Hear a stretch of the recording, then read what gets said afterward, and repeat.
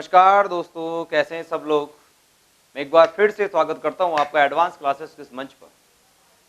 आपकी पढ़ाई बखूबी रूप से सही तरीके से चल रही होगी और आप अपनी मंजिल को प्राप्त करने के लिए आपके जो कदम बढ़े हैं वो शायद आपकी मंजिल को प्राप्त करने के बाद में ही आपके कदम रुकने वाले हैं।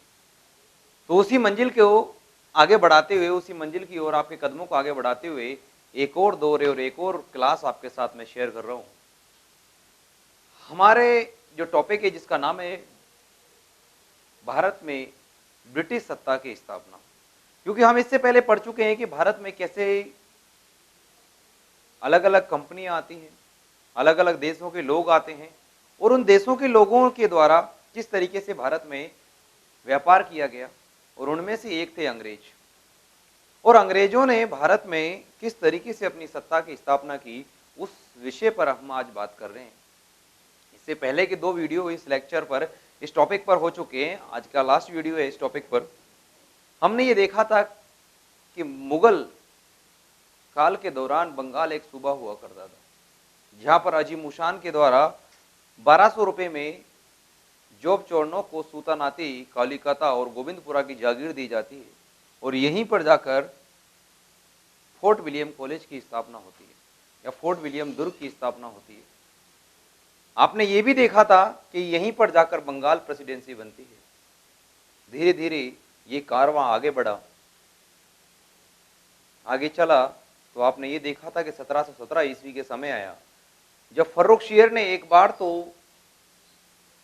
कंपनी को शाही फरमान देकर बंगाल, बिहार, उड़ीसा के क्षेत्रों में कर मुक्त व्यापार करने की अनुमति प्रदान की। इसी समय बंगाल में स्वतंत्र सत्ता की स्थापना करता है जिसका नाम है मुर्शिद कुली खां। मुर्शिद कुली खां जो पहले दीवान के पद पर काम कर रहा था, लेकिन अब वो बंगाल का नवाब बन जाता है और बंगाल में स्वतंत्र सत्ता की स्थापना होती है। यानी बंगाल 1717 ईस्वी में मुगल सूबे से अलग हो जाता है, अब वो एक स्वतंत्र प्रांत बन गया। फिर हमने अलग अलग से बंगाल पर जो नवाब बने उनके बारे में हमने देखा। फिर हमने शुजाउद्दीन के बारे में बात की और शुजाउद्दीन के समय ही उसकी सेना में भर्ती हुआ था जिसका नाम है अलीवर्दी खां। अलीवर्दी खां एक योग्य नवाब था। धीरे धीरे अपनी शक्ति को बढ़ाता है और धीरे धीरे सरफराज को पराजित करने के बाद में वो गद्दी पर बैठता है बंगाल की और बंगाल का गवर्नर बनता है। मैंने बंगाल का नवाब बनता है। मैंने लास्ट क्लास में यही बताया था कि बंगाल का सबसे योग्य नवाब जो आता है उसका नाम है अलीवर्दी खां, और इसी अलीवर्दी खां ने अंग्रेजों की तुलना मधुमक्खियों से की है। इसी अलीवर्दी खां ने कहा था कि जो अंग्रेज हैं वो मधुमक्खियां हैं, अगर इन्हें छेड़ा गया तो ये काट काट कर मार डालेंगे। अगर इन्हें नहीं छेड़ा गया तो ये क्या करेंगी, ये शहद देंगी। इनकी तुलना किसने की थी? अलीवर्दी खां ने। मैंने ये भी बताया था आपको कि बंगाल के नवाब यानी अलीवर्दी खां के कोई पुत्र नहीं था, 3 बेटियां होती हैं और 3 बेटियों का विवाह क्रम से आपने देखा था कि पूर्णिया के नवाब, ढाका के नवाब और पटना के नवाब यहां होता है। और इसी की सबसे छोटी पुत्री आती है, उस छोटी पुत्री का ही बेटा आता है सिराजुद्दौला, और सिराजुद्दौला 1756 ईस्वी में बंगाल के नवाब के पद पर बैठता है। इस सिराजुद्दौला के इतिहास में आपको 2 चीजें विशेष रूप से याद रखनी है। एक तो इसने फोर्ट विलियम पर आक्रमण कर दिया 20 जून को। 20 जून को जैसे ही फोर्ट विलियम पर आक्रमण किया तो वहां का सेनापति और वहां का जो मुख्य गवर्नर था वो भागकर फुल्टा द्वीप पे जाकर शरण लेते हैं। मिनीचिन की बात मैंने आपके साथ की थी। फिर आगे जाकर 20 जून को 21 जून को 20 जून को ही क्या करता है, जैसे ही वहां पर भागकर चले जाते हैं तो इसने कुछ स्त्री और पुरुषों को पकड़कर, और उसमें बच्चे भी शामिल थे, एक 10 बाई 10 का एक कमरा था, उस छोटे से कमरे में बंद कर दिया। उस कमरे में जब बंद किया गया तो एक व्यक्ति था जिसका नाम है हॉलवेल, तो हॉलवेल को भी उसमें बंद किया गया था। कहा जाता है कि जब सुबह वो कमरा खोला गया तो 146 व्यक्तियों में से 123 व्यक्ति ही जीवित बचे थे। 123 व्यक्तियों की मौत हो जाती है, मात्र 23 व्यक्ति उसमें से क्या बचते हैं? जीवित बचते हैं। इसी घटना को ब्लैक हॉल के नाम से जाना जाता है। 20 जून को यह घटना घटी। फिर आगे जाके नवाब ने कंपनी के साथ या क्लाइव के साथ एक संधि की, जिसे नाम दिया हमने अलीनगर की संधि। 9 फरवरी 1757 ईस्वी को संधि होती है जिसका नाम है अलीनगर की संधि। लेकिन अब क्लाइव ये समझ गया था कि मुझे यहां की गद्दी पर एक कठपुतली नवाब को बिठाना है, क्योंकि बंगाल उस समय का सर्वाधिक उपजाऊ प्रदेश है और अंग्रेजों का जो मेन खजाना है या जो मेन प्रेसिडेंसी वो बंगाल प्रेसिडेंसी, सबसे बड़ी प्रेसिडेंसी है बंगाल प्रेसिडेंसी। और अंग्रेज चाहते थे कि इस क्षेत्र में अगर अधिकार हो तो सिर्फ हमारा हो। कहीं ना कहीं हमें अगर बंगाल का नवाब रहेगा तो बंगाल का नवाब हमें बिजनेस में, हमें व्यापार में क्या करेगा, परेशान करेगा। इसी बात को ध्यान में रखते हुए उसने षड्यंत्र रचा और षड्यंत्र में उसने सिराजुद्दौला के जो षड्यंत्रकारी थे, जिसमें घसीटी बेगम, जिसमें आपने देखा मीर जाफर, राय दुर्लभ, जगत सेठ, ऐसे व्यक्ति थे जो षड्यंत्र में साथ दिया किसका, क्लाइव का।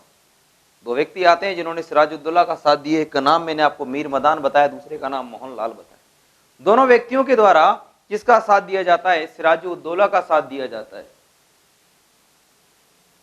जैसे ही एक युद्ध हुआ, इस युद्ध को इतिहास में आप प्लासी के युद्ध के नाम से जानते हैं। 23 जून 1757 में प्लासी का युद्ध हुआ। प्लासी वर्तमान में कलकत्ता के नदिया जिले में स्थित है। क्वेश्चन पूछा गया कि प्लासी किस नदी के किनारे स्थित है, तो सही तरीके से आंसर आएगा गंगा नदी, लेकिन वहां पर ऑप्शन में दिया हुआ था भागीरथी नदी। तो आपको आंसर अगर गंगा नहीं दिया हुआ है तो आंसर आप भागीरथी लगाएंगे। क्या लगाएंगे, भागीरथी। नेक्स्ट भैया बात करें आगे। फिर हमने देखा कि गद्दी में परिवर्तन होते हैं। सिराजुद्दौला के बाद में शासक बन जाता है बंगाल का मीर जाफर। मीर जाफर को क्लाइव का गधा कहा गया, इस बात के बारे में इससे मैंने देखा। जैसे ही क्लाइव 1760 ईस्वी में भारत से वापस चला जाता है तो हॉलवेल को अस्थायी गवर्नर बनाया जाता है। जैसे ही हॉलवेल अस्थायी गवर्नर बनता है तो वो मीर जाफर से धन की मांग करता है, लेकिन मीर जाफर के पास इतना पैसा नहीं होता है क्योंकि वो पहले ही अंग्रेजों को बहुत कुछ दे चुका होता है। इसी बीच उसके पास इतना भी पैसा नहीं था कि वो अपने कर्मचारी जो उसके अंदर में काम करते थे उनको भी वेतन दे पाए। इसलिए उसने अपने दामाद से मदद मांगी और दामाद है मीर कासिम। मीर कासिम ने अपने ससुर जी की मदद की और ससुर जी की मदद के लिए उन्होंने कुछ पैसा दिया। जब इस बात का पता हॉलवेल को लगा कि इसका दामाद ज्यादा पैसे वाला है, क्यों ना षड्यंत्र रच के या क्यों ना ऐसा किया जाए कि मीर जाफर को गद्दी से उतार कर मीर कासिम को गद्दी पर बिठाया जाए। मीर कासिम को बुलाया गया। मीर कासिम से कहा कि अगर हम आपको नवाब बनाना चाहते हैं तो आप हमें क्या दोगे। मीर कासिम भी बड़ा खुश होता है। उसने कहा कि मैं आपको बंगाल के वर्धमान, मिदनापुर, चिटगांव के क्षेत्र दे दूंगा। मैं 50,000 पाउंड क्लाइव को दूंगा, वेंसीटार्ट को दूंगा। आगे जाके फिर उसने कहा कि मैं 20,000 पाउंड हॉलवेल को दूंगा। यहां तक भी नहीं, हमारे बंगाल में एक बहुत बड़ा क्षेत्र है जहां का चूना व्यापार बड़ा प्रसिद्ध है, जिसका नाम आता है असम का सिलहट का बाजार या सिलहट का क्षेत्र। उस सिलहट के क्षेत्र के में भी जितना भी चूना व्यापार होगा उसका 50% प्रॉफिट मैं आपको देने वाला हूं, क्योंकि अंग्रेज चाहते थे कि उन्हें ज्यादा से ज्यादा धन की प्राप्ति हो। उन्होंने मीर जाफर को बुलाया। मीर जाफर से कहा कि देख भाई, आप क्या कीजिए, सिंहासन छोड़ दीजिए, आपको हम 15,000 रुपए वार्षिक पेंशन देते हैं और पेंशन के तहत आप क्या कीजिए, अपना जीवन बिताइए। मीर जाफर जो क्लाइव का गधा कहलाता था, उसने अंग्रेजों के कहे अनुसार काम किया। उसके द्वारा क्या किया गया, अपना नवाब का पद अपने दामाद के पक्ष में छोड़ दिया और बंगाल का जो अगला नवाब बना जिसका नाम है मीर कासिम। मीर कासिम भी एक योग्य नवाब आता है और मीर कासिम ने क्या किया, वो जानता था कि अंग्रेज मुझे परेशान करने वाले हैं। इस कारण से उसने सबसे पहले अपना काम किया, अपनी राजधानी को ट्रांसफर करके कहां पर ले गया, मुंगेर ले गया। फिर आगे आपने बात करी, मुंगेर अपनी राजधानी को लेकर गया। उसके बाद में दूसरा परिवर्तन उसने किया कि अपने सैनिकों को यूरोपीय प्रशिक्षण देना स्टार्ट किया। इसके लिए उसने समरू को नियुक्त किया जिसका नाम रीन हार्ड के नाम से भी है। फिर उसने तोड़ेदार बंदूकें बनाने का कारखाना खोला फिर नेक्स्ट और जो चौथा काम करता है वो ये है कि उसने बंगाल के जो व्यापार था उसमें से चुंगी कर हटा दिया। एक बच्चे का कमेंट आया था कि सर, और मैंने भी कहा था कि एक बार मैं आपको दस्तक को पुनः समझा दूंगा, तो एक बार इस दस्तक को देखिएगा कि कैसे बार किया। मान लीजिए मुगल बादशाह है,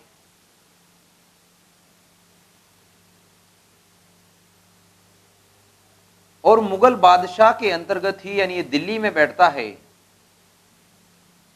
और उसी के अधीन एक रियासत या एक सूबा आता है जिसका नाम है बंगाल। तो मान लीजिए ये पूरा का पूरा क्षेत्र क्या है, बंगाल।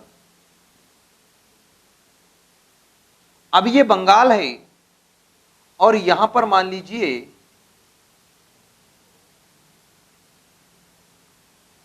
ये नवाब है।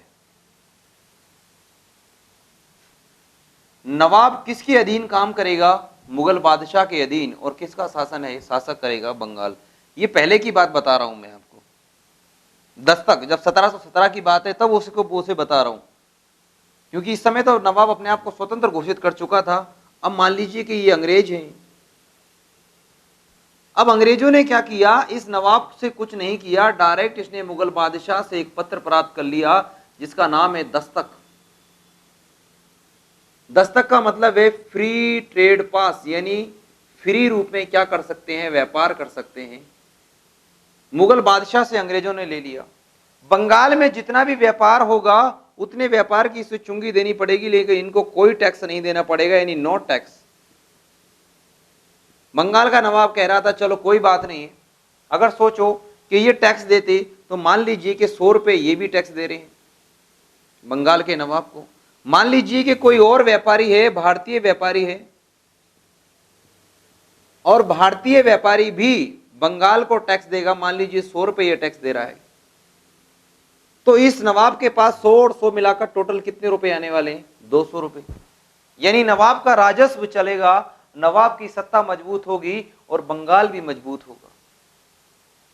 लेकिन हुआ क्या, ये यहां से ट्रेड पास लेकर आ गए। अब यहां से ट्रेड पास लेकर आ गए तो इन्हें बंगाल के नवाब को जो पैसा देना था वो पैसा तो बंद हो गया, यानी इसकी आमदनी कम हो गई। अब इसको एक ही जरिए से पैसा आएगा, वो कहां से आएगा, भारतीय व्यापारियों की तरफ से। ये अंग्रेज भाई साहब इस भारतीय व्यापारी के पास गए, बोले कि बॉस क्या कर रहे हो, कैसे क्या हालचाल हैं आपके। बोले कि हालचाल तो घने बेकार हैं। बोले क्या है, कि एक तो क्या है कि आप फ्री में व्यापार करते हो और आप जो माल बेचते हो वो सस्ती दरों पर बेचते हो, क्योंकि इन्हें तो टैक्स देना ही नहीं है। सिंपल सी बात है, अगर कोई कंपनी से प्रोडक्ट निकलता है, अगर उसके ऊपर सारे टैक्सेस हटा दिए जाएं तो वो एक तरीके से बहुत कम प्राइस में आपको उपलब्ध होगा। लेकिन गवर्नमेंट अपना पेट भरने के लिए आपके मुंह तक जो चीज भेजती है तो वो आते आते आते आते आपके मुंह को जलाने वाली हो जाती है। आज राजस्थान में पेट्रोल के दाम बहुत ज्यादा बढ़ रहे हैं, वास्तव में इतने दाम नहीं बढ़ेंगे, लेकिन आप सोचिए कि जब कच्चे तेल या पेट्रोल का भारत में आयात होता है और वो डायरेक्ट आपके पास यहां आ जाए और उसके ऊपर टैक्स ना लगे। एक तो केंद्र सरकार जीएसटी लगा देगी, उसके बाद में राजस्थान गवर्नमेंट उसके ऊपर सीजीएसटी लगा देगी, और राजस्थान गवर्नमेंट और भी अदर टैक्स उसके ऊपर इम्प्लाइड कर देगी, तो जो दाम है वो ज्यादा होंगे ही होंगे। अभी अमेरिका में अगर हम जाते हैं तो वहां पर 65 रुपए या मतलब 60 या 65 रुपए प्रति लीटर के समथिंग पेट्रोल मिलता है, लेकिन आज हमारे 90 रुपए प्रति लीटर मिलता है, 30 रुपए ज्यादा है। क्यों है, क्योंकि गवर्नमेंट या जो कर्मचारी बीच में है वो अपना कोटा भरने के लिए आम जनता के साथ धोखाधड़ी मजाक करता है। चलो ये हमारा मुद्दा नहीं है, लेकिन वास्तव में सही बात है। अब सोचिए कि इस भाई साहब से 100 रुपए मिल रहे थे, तो इस बंगाल के नवाब की मात्र आमदनी कितनी हो गई, 100 रुपए। इसने कहा कि तू 100 रुपए देता है, अच्छा देता हूं, तो तू ऐसा कर, ये 100 रुपए तू बंगाल के नवाब को मत दे, तू हमें मात्र 50 रुपए दे दे। कितने रुपए दे दे, 50 रुपए। इससे क्या होगा, तू मेरा दस्तक ले ले, यानी तू मेरा जो फ्री ट्रेड पास है वो ले ले और उससे व्यापार कर ले। तुझे मात्र हमको कितने रुपए देने हैं, 50 रुपए। व्यापारी है, बढ़िया बुद्धि है, बढ़िया है तो दिमाग लगाएगा। उसने कहा कि भाई साहब इसको 100 रुपए देने से बढ़िया है इनको 50 रुपए दे दो, इनको तो डबल प्रॉफिट हो गया, यानी कंपनी के कर्मचारियों ने अपना जो दस्तक था वो भारतीय व्यापारियों को बेचना स्टार्ट कर दिया। इससे बंगाल के नवाब को आर्थिक हानि हुई। क्यों हुई? क्योंकि जो 100 रुपए आ रहे थे वो भी 100 रुपए आना बंद हो गया, इसकी इनकम हो गई जीरो। अब नवाब बन के क्या करेगा? क्या कर लेगा नवाब बनकर? क्योंकि पैसा तो है ही नहीं है, और पैसा नहीं है तो राज्य का संचालन हम नहीं कर सकते। मीर कासिम ने अंग्रेजों की इसी नस के ऊपर वार कर दिया। उसने देखा कि मुझे जब पैसा आ ही नहीं रहा है तो मैं क्यों फोकट में इसका नाम करूं कि मुझे पैसा आएगा। उसने कहा किससे? कि भारतीय व्यापारी से, कि मैं तुझे फ्री में बोलता हूं, मुफ्त में व्यापार कर, मैं सारी की सारी चुंगी वो हटा देता हूं। यह कदम बहुत बेकार पड़ा, क्योंकि सोचो इधर से अगर फ्री में इसको दे दिया तो इधर जो 50 रुपए आ रहे थे वो 50 रुपए भी अंग्रेजों को अब नहीं मिलेंगे, और जब अंग्रेजों को 50 रुपए नहीं मिलेंगे तो अंग्रेजों को तो हानि होगी। उससे बड़ी हानि ये होगी क्योंकि अब भारतीय व्यापारी को भी कर मुक्त व्यापार करने का मौका मिल जाएगा, तो इसकी जो वस्तुएं होंगी वो भी सस्ती होंगी, और ये बहुत ज्यादा मात्रा में अपना माल बेच पाएगा, यानी एक व्यापारी की दौड़ में शामिल हो जाएगा, व्यापार की दौड़ में शामिल हो जाएगा, जो अंग्रेज कभी नहीं चाहते थे। क्योंकि अंग्रेज चाहते थे कि हम ही व्यापार करें, व्यापार पर हमारा ही एकाधिकार हो, भारतीय तो यहां पर बैठे बैठे बस कुछ ना करें। इस पर वार कर दिया, इसी चीज पर। तो ये जो पूरी प्रोसेस है, पूरी प्रोसेस को हम दस्तक के नाम से जानते हैं। इस प्रकार से दस्तक का यूज होता था।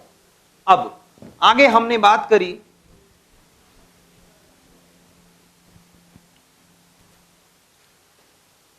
तो इस मीर कासिम की बात करते हैं। मैंने हेडिंग डाल रखा था आपके सामने, मीर कासिम।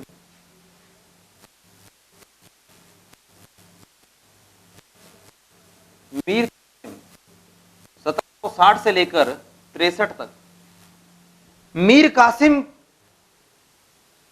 को अंग्रेजों ने मीर कासिम के ऊपर हमला कर दिया। मीर जाफर को बुलाया कि आज से तुम ही बंगाल के नवाब हो। मीर जाफर को बिठा दिया बंगाल की गद्दी पर। मीर कासिम यहां से भागता है, और भागने के बाद कहां चला जाता है? अवध। देखिएगा,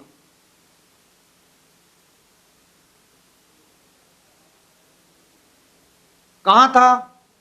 बंगाल यानी मुंगेर में। मुंगेर राजधानी को स्थानांतरित करता है। मीर कासिम मुंगेर से भागा, और मुंगेर से भागने के बाद अवध आया। अवध का नवाब मिला इसका, जिसका नाम है शुजा उद्दौला। शुजा उद्दौला। अवध के नवाब ने कहा, भाई साहब कशा आना हुआ, कैसे आ गए, बड़े परेशान लग रहे हो। बोले कि यार अंग्रेज मेरे पीछे पड़े हुए हैं, हम अगर दोनों साथ में हो जाएं तो हम अंग्रेजों को यहां से भगा सकते हैं। अवध का नवाब भी कहता है कि मैं भी यही चाहता हूं, चलो हम दोनों साथ में हो जाते हैं। ऐसा करते हैं कि हम एक व्यक्ति को और शामिल कर लेते हैं, और वो व्यक्ति है दिल्ली का बादशाह, जिसका नाम है मुगल बादशाह, जिसका नाम है शाह आलम द्वितीय। शाह आलम। ये दोनों मिलकर इसके पास जाते हैं और कहते हैं कि क्या हम तीनों के तीनों साथ हो जाएं ताकि अंग्रेजों को हम यहां से बाहर निकाल दें। शाह आलम द्वितीय भी कहता है कि ये तो बड़े सौभाग्य की खुशी की बात है, अगर हम तीनों गठबंधन कर लेते हैं तो अंग्रेज यहां से बाहर चले जाएंगे, और जब अंग्रेज बाहर चले जाएंगे तो हमारा ही दबदबा रहेगा। तीनों गठबंधन मिलाकर एक युद्ध के लिए तैयार हो जाते हैं और एक मैदान में आ जाते हैं, जिस मैदान को आप कहते हैं बक्सर का मैदान। तो एक युद्ध होगा, बक्सर का युद्ध। बक्सर का युद्ध कहीं 22 अक्टूबर मिलता है, कहीं 23 अक्टूबर मिलता है। ऑथेंटिक 22 अक्टूबर है, लेकिन मैंने आपके सामने दोनों चीजें लिख दी हैं। 1764 बक्सर का मैदान, और वही व्यक्ति एक तरफ जो है जिसका नाम है अवध का नवाब। तो अवध से जो नवाब था जिसका नाम है शुजा उद्दौला। शुजा उद्दौला, ध्यान रखिएगा, एक सिराजू उद्दौला है और दूसरा कौन है? शुजा उद्दौला। फिर मुगल बादशाह, यानी बादशाह की बात करेंगे तो बादशाह जो है शाह आलम द्वितीय। शाह आलम द्वितीय मेरे मित्रों, मेरे भाइयों। तीसरा बंगाल का अपदस्थ नवाब, बंगाल का अपदस्थ मेरे मित्रों, बड़ी चीज आपको याद रखनी है, यहां पर आपके एग्जाम में डायरेक्ट क्वेश्चन आ जाएगा कि बक्सर के युद्ध के समय बंगाल का नवाब कौन था। तो बक्सर के युद्ध के समय बंगाल का नवाब है मीर जाफर। ये अपदस्थ है, यानी गद्दी से उतारा हुआ है, जिसका नाम है मीर कासिम। मित्रों, मेरे भाइयों, मेरी बहनों,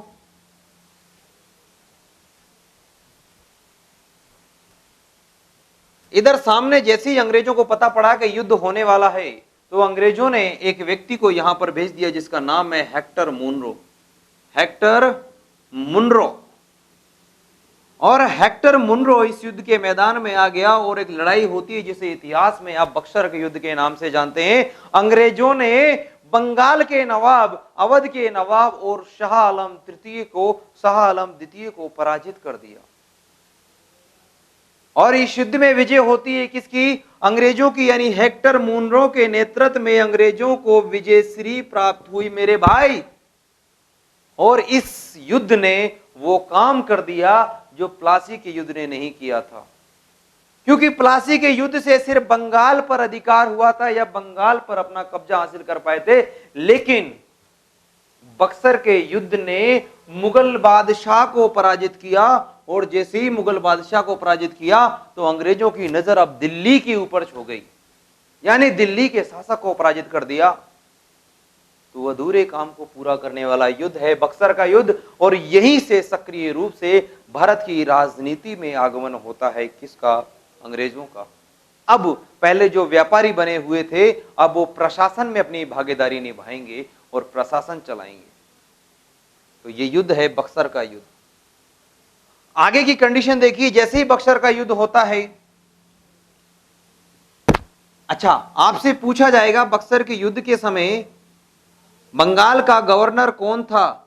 विशेष ध्यान रखना, बंगाल का गवर्नर, मैं पहले भी बता चुका हूं, बंगाल का गवर्नर है वेंसी टाट। वेंसी टाट। क्लाइव नहीं है मित्रों। आपसे पूछा जाएगा कि बंगाल का नवाब कौन है? बंगाल का नवाब, तो मेरे प्यारे भाइयों, बहनों, मित्रों, बताइएगा, बंगाल का नवाब है वही जिसका नाम है मीर जाफर। तो ये दो चीजें भी आपको याद रखनी है। बक्सर का युद्ध समाप्त होता है, अब अंग्रेजों का मौका मिला, अंग्रेजों ने एक एक को पकड़ा और एक एक के साथ संधि कर ली। और ये संधि इतिहास में इलाहाबाद की संधि के नाम से जानी जाती है। इलाहाबाद की दो संधि होंगी। पहली संधि करेगा अवध के, पहली संधि तो होगी शाह आलम द्वितीय के साथ, और दूसरी संधि होगी अवध के नवाब के साथ। तो अब जो संधि होती है, मिटा दूं क्या मैं इसको? चलो मिटा देता हूं मैं आपके सामने। नेक्स्ट देखिएगा मित्रों, 22 अक्टूबर 1764 को युद्ध हो गया जिसका नाम है बक्सर का युद्ध। इसी बीच क्लाइव दोबारा वापस आया और क्लाइव भारत में आ जाता है। कहां पर आया? भारत में। देखना, क्लाइव पुनः भारत आया।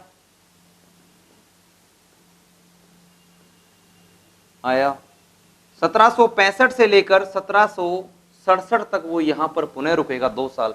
उसने देखा कि जो मैं बंगाल को छोड़ के गया था वो बंगाल वास्तव में अब नहीं है। बंगाल की ओर भारत की स्थितियां परिवर्तित हो चुकी हैं। क्लाइव को पकी पकाई थाली मिली थी, क्लाइव को उस थाली को व्यवस्थित करना था। और क्लाइव को इस बात का अनुभव भी था क्योंकि वो पहले भारतीय राजनीति में भाग ले चुका था, इसलिए क्लाइव को पुनः भारत वापस भेजा गया। उसने सबसे पहले पकड़ा मुगल बादशाह शाह आलम द्वितीय को। शाह आलम द्वितीय के पास पहुंच जाता है और उससे कहता है कि आप बड़े खुदक रहे थे, युद्ध लड़ने आ गए हमसे, आपकी इतनी औकात होगी, आपको संधि करनी पड़ेगी हमारे साथ। शाह आलम द्वितीय हारा हुआ था बेचारा, क्योंकि वो युद्ध में हारा था। तो उसके द्वारा जो संधि की जाती है उसे हम कहते हैं इलाहाबाद की प्रथम संधि। इलाहाबाद की कौन सी संधि? प्रथम संधि। किस किस के मध्य होती है? तो क्लाइव पुनः भारत आया, संधि हुई इलाहाबाद की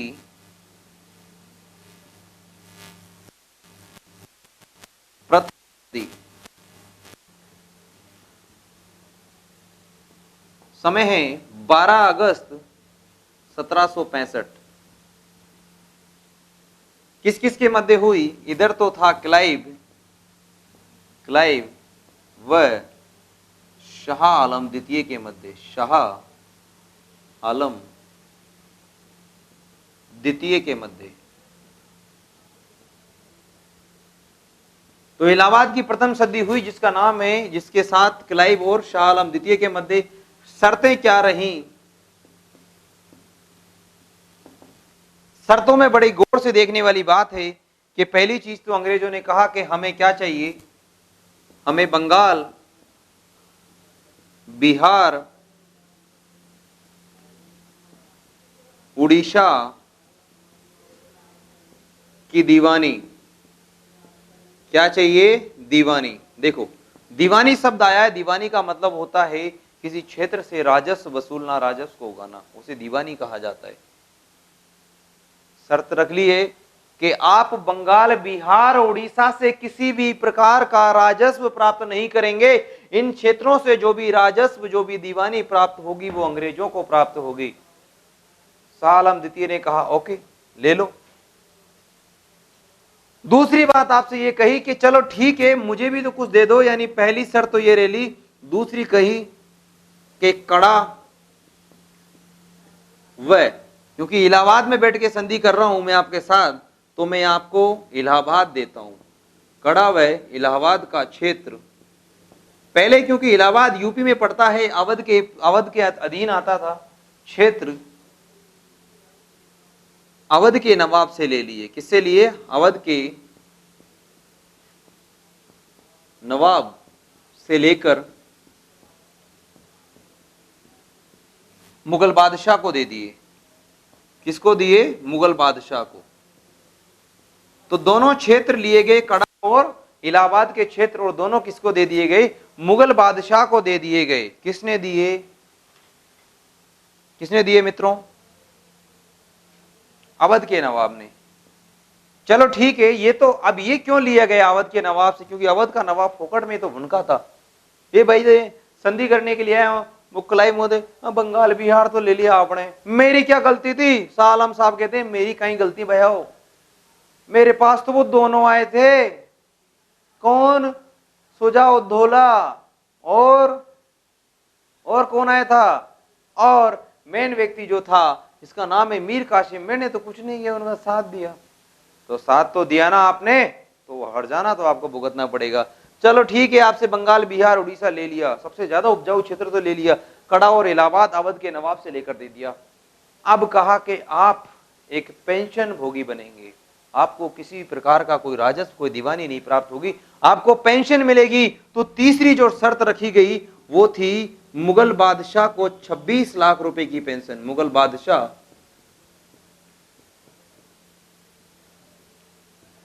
को 26 लाख की पेंशन। तो तीसरी शर्त यह रखी गई कि मुगल बादशाह को क्या दे दिया? 26 लाख रुपए की पेंशन दे दी गई। ये शर्तें कौन सी हैं? इलाहाबाद की प्रथम संधि के तहत।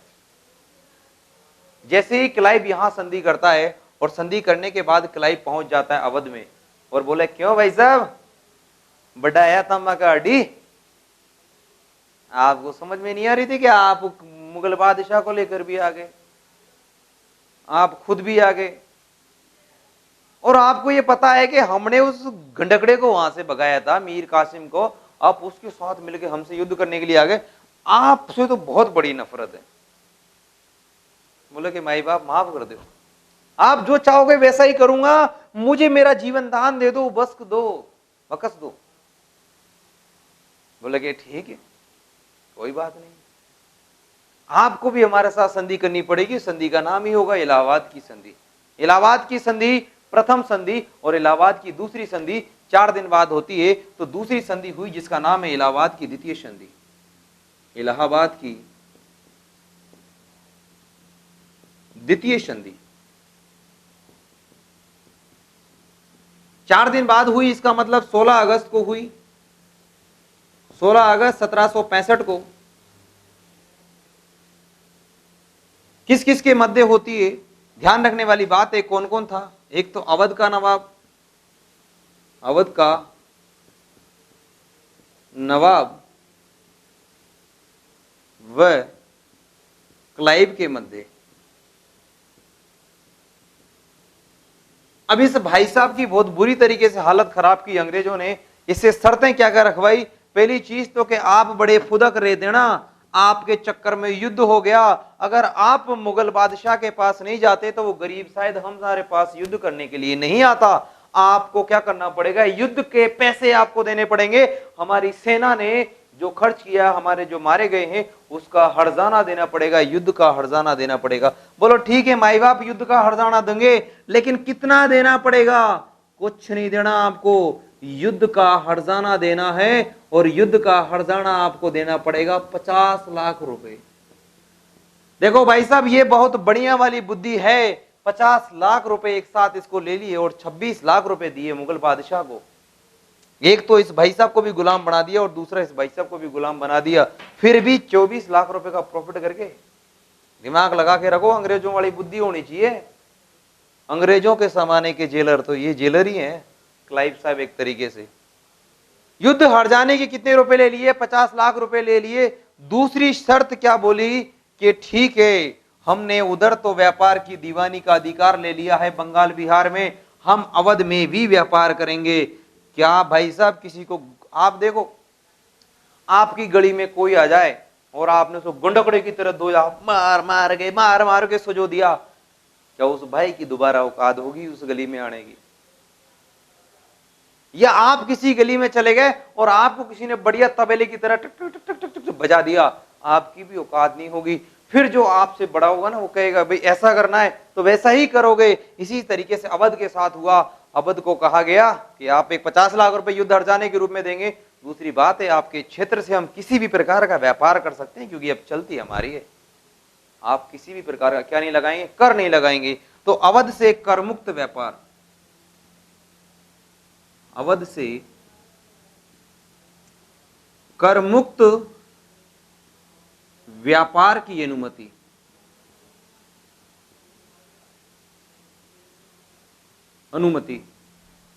तीसरी शर्त देखो, बीच में बड़े फुदक रहे थे ना तुम्हारे पास मीर कासिम आया, तुम मीर कासिम को लेकर वहां पहुंच चले गए मुगल बादशाह के पास।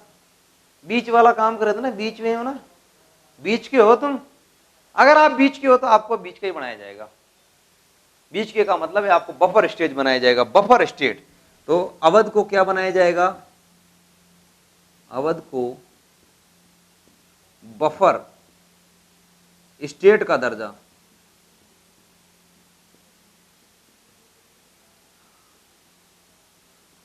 बफर स्टेट का दर्जा का मतलब है अगर आप कोई भी काम करोगे तो आप अंग्रेजों से पूछ के करोगे। हम कुछ भी आपके राज्य में, आपके शहर में कुछ भी कर सकते हैं, ये है बफर स्टेज, यानी आप बीच में रहोगे, मिडिल में रहोगे। अवध यहीं से बेचारा अंग्रेजों का एक तरीके से बिल्कुल सेवक की तरह काम करता रहा। जो अंग्रेज बोलते गए वो उसने किया, जो अंग्रेजों ने जैसा किया वैसा अवध ने किया। लेकिन आगे जाकर 1856 ईस्वी में अवध को ही कुशासन का आरोप लगाकर हड़प लिया गया, और यही आगे जाकर 1857 का विद्रोह का कारण बना। इसके पीछे बहुत बड़ा रीजन है, क्योंकि अधिकतर भारतीय सेना में या जो ब्रिटिश सेना थी, वहां के जितने भी सैनिक थे वो अवध के रहने वाले थे, अवध के ब्राह्मण थे। जब उनको पता पड़ा कि हमारे ही नवाब को उतार कर और हमारे ही आउटरम की रिपोर्ट के ऊपर कुशासन का आरोप लगाकर अवध को हड़प लिया गया, अवध को हड़प लिया गया। इस कारण से 1857 के विद्रोह में अधिकतर सैनिक कहां के थे? अवध के। तो ये कौन सी संधि हुई? इलाहाबाद की पहली संधि, इलाहाबाद की द्वितीय संधि। मित्रों, यहां पर आपका जो टॉपिक है जिसका नाम है भारत में ब्रिटिश सत्ता की स्थापना खत्म होता है। कैसे? क्योंकि अब अधिकार कहां पर हो चुका है? बंगाल की गद्दी पर नहीं, दिल्ली की गद्दी पर, दिल्ली के सिंहासन पर भी इन्हों के द्वारा संधि कर ली जाती है। और जैसे ही संधि हो गई, आपको पता है कि मुगल बादशाह इनके अधीन आ गया। तो आज की क्लास हम यहीं तक रखेंगे। हम नेक्स्ट जो टॉपिक पढ़ने वाले हैं आपके सिलेबस के अनुसार, उस टॉपिक का नाम है 1857 की क्रांति। मुझे बड़ी खुशी होगी कि आपको सारे वीडियो समझ में आ रहे होंगे, अच्छे लग भी रहे होंगे, आपकी क्लास सही तरीके से चल रही है, और आप आने वाले एग्जाम में बिल्कुल फतेह करके जंग जीत कर लौटेंगे। और आपको जो मैं यहाँ पढ़ा रहा हूँ वही का वही नोट्स मैं आपको आपके PDF फॉर्मेट में आपको वहीं पर देने वाला हूँ। जो मैंने यहाँ लिखा है मैं आपको वहाँ लिख कर देने वाला हूँ, तो आपको नोट्स बनाने की भी जरूरत नहीं पड़ेगी। नोट्स बने बनाए आपको प्राप्त हो जाएंगे, वहाँ से बने बनाए आप नोट्स को डाउनलोड कीजिए, उनको पढ़िए और अब आगे हम बात करेंगे नेक्स्ट क्लास में। तो आज के लिए इतना ही, धन्यवाद, मिलते हैं नेक्स्ट क्लास में।